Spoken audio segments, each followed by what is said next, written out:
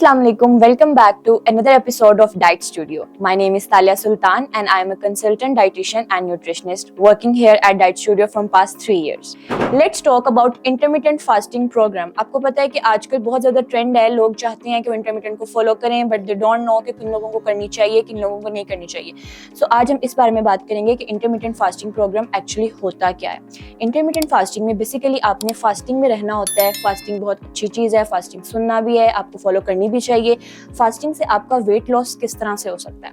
Basically जब हम intermittent fasting की तरफ जाते हैं, जैसे कि इसमें डिफरेंट रेशियोज आ जाती हैं. आप 12/12 की रेशियो को भी फॉलो कर सकते हैं, आप 16/8 की रेशियो को भी फॉलो कर सकते हैं. आई पर्सनली रिकमेंड कि आपको 16 घंटे की फास्टिंग और 8 घंटे की ईटिंग विंडो की तरफ जाना चाहिए.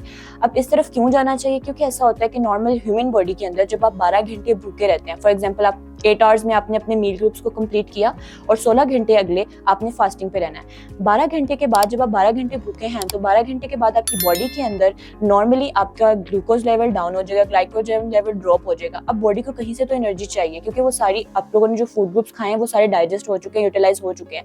अब बॉडी को एनर्जी चाहिए, या तो वो आपके मसल से लेगा या वो आपके फैट्स को तोड़ेगा.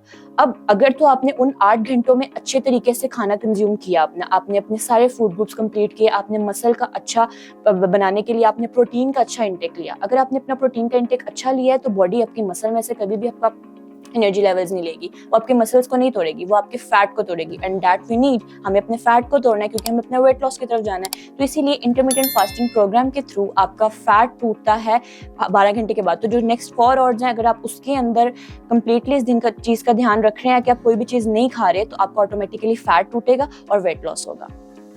So our next topic is about intermittent fasting, do's and don'ts of intermittent fasting. Basically सबसे पहले आपने अपनी फास्टिंग रेशियो में किन किन चीज़ों का ख्याल रखना होता है. फास्टिंग के अंदर आपने पानी का इंटेक ले सकते हैं, आप ग्रीन टी का इंटेक ले सकते हैं, आप अपनी ब्लैक टी और ब्लैक कॉफ़ी का इंटेक ले सकते हैं, क्योंकि इनसे आपको ना तो न्यूट्रिएंट्स मिल रहे हैं और ना ही आपको कैलोरीज मिल रही हैं.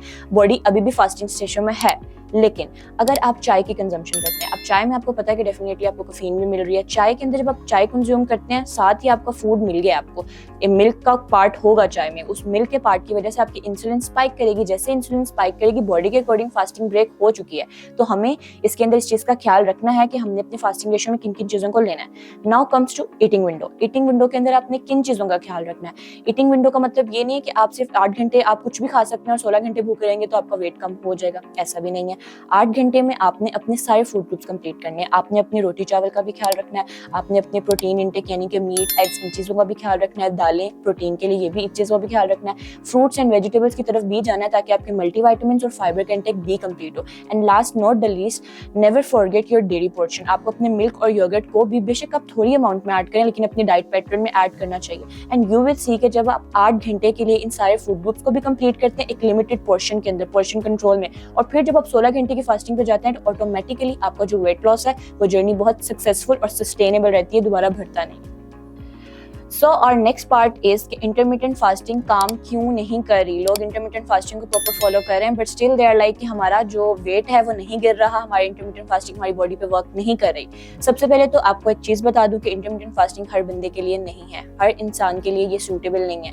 प्रेग्नेंट वुमेन्स के लिए इंटरमिटेंट फास्टिंग अलाउड नहीं है, लैक्टेटिंग वुमेन्स के लिए अलाउड नहीं है. इंटरमिटेंट फास्टिंग अच्छी क्यों है? इंटरमिटेंट फास्टिंग इसलिए अच्छी है कि इंटरमिटेंट फास्टिंग एंटी एजिंग भी होती है, या आपके ब्रेन की हेल्थ के लिए अच्छी है, या आपकी हार्ट की हेल्थ के लिए अच्छी है. स्पेशली ये कैंसर प्रिवेंशन में बहुत अच्छी है बिकॉज फास्टिंग में आपकी बॉडी से एक्स्ट्रा डैमेज सेल्स डिटॉक्सिफाई होते हैं. तो इंटरमिटेंट फास्टिंग काम तब नहीं करती आपकी जब आप अपने 8 घंटे की जब आप अपने 8 घंटे की रेशियो के अंदर ठीक तरीके से नहीं खाते. जब आप 8 घंटे की रेशियो में सिर्फ रोटी चावल ही खाएंगे जो कि आपका कार्बोहाइड्रेट है, कार्ब पोर्शन है, आप प्रोटीन की तरफ नहीं जा रहे. जब 80% डाइट में आपने सिर्फ रोटी चावल खा के ये सोचा कि मेरा वजन कम हो जाएगा 16 घंटे भूखा रह गया, तो ऐसा नहीं है. 80% डाइट कार्ब होगी, 20% डाइट प्रोटीन होगी, तो फिर ये चीज़ ठीक नहीं है, एप्लीकेबल नहीं है. लेकिन अगर आप अपनी 70% रेशियो ले जाते हैं प्रोटीन के ऊपर, अंडे, चिकन, दालें, और आप अपने 30% ले जाते हैं कार्ब को स्किप नहीं करना लेकिन कार्ब के पोर्शन को कम करना है अगर आप वेट लॉस करना चाहते हैं.